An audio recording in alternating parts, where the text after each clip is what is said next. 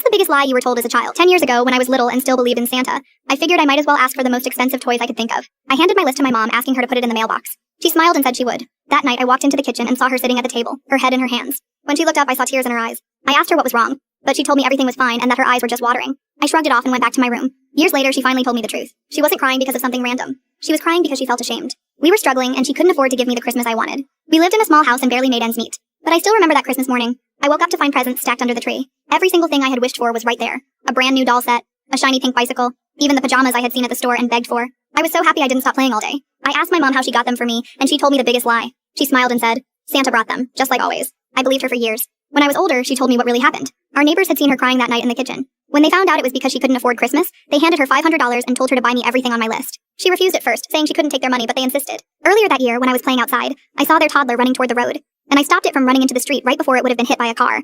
I never thought much of it, but they never forgot.